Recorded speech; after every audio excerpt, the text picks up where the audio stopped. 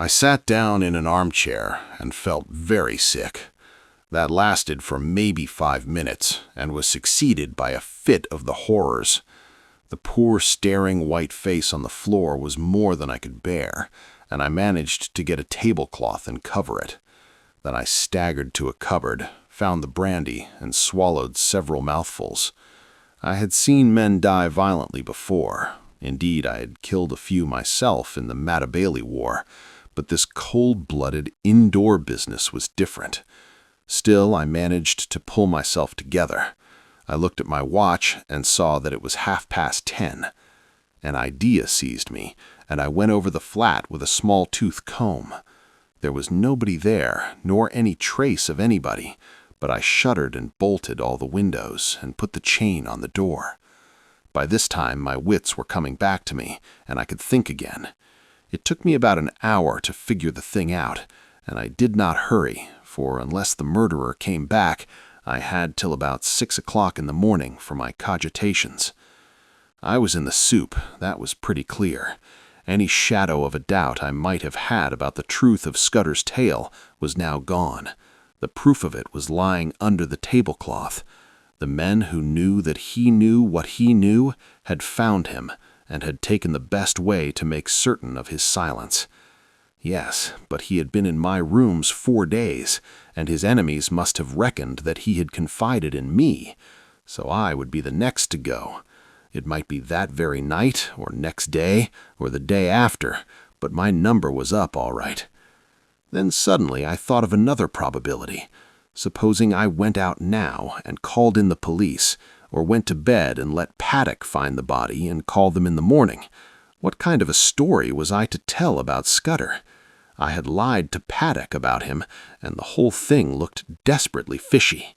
If I made a clean breast of it and told the police everything he had told me, they would simply laugh at me. The odds were 1,000 to 1 that I would be charged with the murder, and the circumstantial evidence was strong enough to hang me. Few people knew me in England. I had no real pal who could come forward and swear to my character. Perhaps that was what those secret enemies were playing for. They were clever enough for anything, and an English prison was as good a way of getting rid of me till after June 15th as a knife in my chest. Besides, if I told the whole story, and by any miracle was believed, I would be playing their game. Carolides would stay at home, which was what they wanted. Somehow or other, the sight of Scudder's dead face had made me a passionate believer in his scheme. He was gone, but he had taken me into his confidence, and I was pretty well bound to carry on his work. You may think this ridiculous for a man in danger of his life, but that was the way I looked at it. I'm an ordinary sort of fellow, not braver than other people, but I hate to see a good man downed, and that long knife would not be the end of Scudder if I could play the game in his place. It took me an hour or two to think this out, and by that time I had come to a decision. I must vanish somehow, and keep vanished till the end of the second week in June. Then I must somehow find a way to get in touch with the government people and tell them what Scudder had told me. I wished to heaven he had told me more, and that I had listened more carefully to the little he had told me. I knew nothing but the barest facts. There was a big risk that even if I weathered the other dangers, I would not be believed in the end. I must take my chance of that, and hope that something might happen which would confirm my tale in the eyes of the government. My first job was to keep going for the next 3 weeks. It was now the 24th day of May, and that meant 20 days of hiding before I could venture to approach the powers that be. I reckoned that 2 sets of people would be looking for me. Scudder's enemies to put me out of existence, and the police, who would want me for Scudder's murder. It was going to be a giddy hunt, and it was queer how the prospect comforted me. I had been slack so long that almost any chance of activity was welcome. When I had to sit alone with that corpse and wait on fortune, I was no better than a crushed worm. But if my next safety was to hang on my own wits, I was prepared to be cheerful about it. My next thought was whether Scudder had any papers about him to give me a better clue to the business. I drew back the tablecloth and searched his pockets, for I had no longer any shrinking from the body. The face was wonderfully calm for a man who had been struck down in a moment. There was nothing in the breast pocket and only a few loose coins and a cigar holder in the waistcoat. The trousers held a little penknife and some silver, and the side pocket of his jacket contained an old crocodile-skin cigar case. There was no sign of the little black book in which I had seen him making notes. That had no doubt been taken by his murderer. But as I looked up from my task, I saw that some drawers had been pulled out in the writing table. Scudder would never have left them in that state, for he was the tidiest of mortals. Someone must have been searching for something, perhaps for the pocketbook. I went round the flat and found that everything had been ransacked, the inside of books, drawers, cupboards, boxes, even the pockets of the clothes in my wardrobe and the sideboard in the dining room. There was no trace of the book. Most likely the enemy had found it, but they had not found it on Scudder's body. Then I got out an atlas and looked at a big map of the British Isles. My notion was to get off to some wild district where my veldcraft would be of some use to me, for I would be like a trapped rat in a city. I considered that Scotland would be best, for my people were Scotch, and I could pass anywhere as an ordinary Scotsman. I had half an idea at first to be a German tourist, for my father had had German partners, and I had been brought up to speak the tongue pretty fluently, not to mention having put in 3 years prospecting for copper in German Damaraland. But I calculated that it would be less conspicuous to be a Scot, and less in a line with what the police might know of my past. I fixed on Galloway as the best place to go. It was the nearest wild part of Scotland so far as I could figure it out, and from the look of the map was not over thick with population. A search in Bradshaw informed me that a train left St Pancras at 7:10, which would land me at any Galloway station in the late afternoon. That was well enough, but a more important matter was how I was to make my way to St Pancras, for I was pretty certain that Scudder's friends would be watching outside. This puzzled me for a bit. Then I had an inspiration, on which I went to bed and slept for 2 troubled hours. I got up at 4 and opened my bedroom shutters. The faint light of a fine summer morning was flooding the skies, and the sparrows had begun to chatter. I had a great revulsion of feeling and felt a God-forgotten fool. My inclination was to let things slide and trust to the British police taking a reasonable view of my case. But as I reviewed the situation, I could find no arguments to bring against my decision of the previous night, so with a wry mouth I resolved to go on with my plan.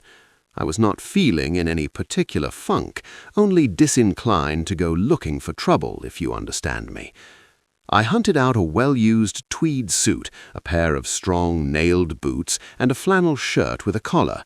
Into my pockets I stuffed a spare shirt, a cloth cap, some handkerchiefs, and a toothbrush. I had drawn a good sum in gold from the bank 2 days before, in case Scudder should want money, and I took £50 of it in sovereigns in a belt which I had brought back from Rhodesia. That was about all I wanted. Then I had a bath and cut my moustache, which was long and drooping, into a short stubbly fringe. Now came the next step. Paddock used to arrive punctually at 7:30 and let himself in with a latchkey, but about 20 minutes to 7, as I knew from bitter experience, the milkman turned up with a great clatter of cans and deposited my share outside my door. I had seen that milkman sometimes when I had gone out for an early ride. He was a young man about my own height, with an ill-nourished moustache, and he wore a white overall. On him I staked all my chances. I went into the darkened smoking room, where the rays of morning light were beginning to creep through the shutters. There I breakfasted off a whiskey and soda and some biscuits from the cupboard. By this time it was getting on for 6 o'clock. I put a pipe in my pocket and filled my pouch from the tobacco jar on the table by the fireplace. As I poked into the tobacco, my fingers touched something hard, and I drew out Scudder's little black pocketbook. That seemed to me a good omen. I lifted the cloth from the body and was amazed at the peace and dignity of the dead face. "Goodbye, old chap," I said. "I am going to do my best for you. Wish me well wherever you are." Then I hung about in the hall waiting for the milkman. That was the worst part of the business, for I was fairly choking to get out of doors. 6:30 passed, then 6:40, but still he did not come. The fool had chosen this day of all days to be late. At 1 minute after the 6:45, I heard the rattle of the cans outside. I opened the front door, and there was my man, singling out my cans from a bunch he carried and whistling through his teeth. He jumped a bit at the sight of me. "Come in here a moment," I said. "I want a word with you," and I led him into the dining room. "I reckon you're a bit of a sportsman, and I want you to do me a service. Lend me your cap and overall for 10 minutes, and here's a sovereign for you." His eyes opened at the sight of the gold, and he grinned broadly. "What's the game?" he asked. "A bet," I said. "I haven't time to explain, but to win it I've got to be a milkman for the next 10 minutes. All you've got to do is to stay here until I come back. You'll be a bit late, but nobody will complain, and you'll have that quid for yourself." "Righto," he said cheerily. "Ain't the man to spoil a bit of sport. Either rig, governor." I stuck on his flat blue hat and his white overall, picked up the cans, banged my door, and went whistling downstairs. The porter at the foot told me to shut my jaw, which sounded as if my makeup was adequate. At first I thought there was nobody in the street. Then I caught sight of a policeman 100 yards down and a loafer shuffling past on the other side. Some impulse made me raise my eyes to the house opposite, and there at a first-floor window was a face. As the loafer passed, he looked up, and I fancied a signal was exchanged. I crossed the street, whistling gaily and imitating the jaunty swing of the milkman. Then I took the first side street and went up a left-hand turning which led past a bit of vacant ground. There was no one in the little street, so I dropped the milk cans inside the hoarding and sent the cap and overall after them. I had only just put on my cloth cap when a postman came round the corner. I gave him good morning, and he answered me unsuspiciously. At the moment, the clock of a neighbouring church struck the hour of 7. There was not a second to spare. As soon as I got to Euston Road, I took to my heels and ran. The clock at Euston Station showed 5 minutes past the hour. At St. Pancras I had no time to take a ticket, let alone that I had not settled upon my destination. A porter told me the platform, and as I entered it, I saw the train already in motion. 2 station officials blocked the way, but I dodged them and clambered into the last carriage. 3 minutes later, as we were roaring through the northern tunnels, an irate guard interviewed me. He wrote out for me a ticket to Newton Stewart, a name which had suddenly come back to my memory, and he conducted me from the first-class compartment where I had ensconced myself to a third-class smoker, occupied by a sailor and a stout woman with a child. He went off grumbling, and as I mopped my brow, I observed to my companions in my broadest Scots that it was a sore job catching trains. I had already entered upon my part. "The impience of that Gaiard," said the lady bitterly. "He needed a Scotch tongue to pit him in his place. He was complaining of this weighin' no haeing a ticket, and her no fore till August 12th, and he was objecting to this gentleman's spitting." The sailor morosely agreed, and I started my new life in an atmosphere of protest against authority. I reminded myself that a week ago I had been finding the world dull.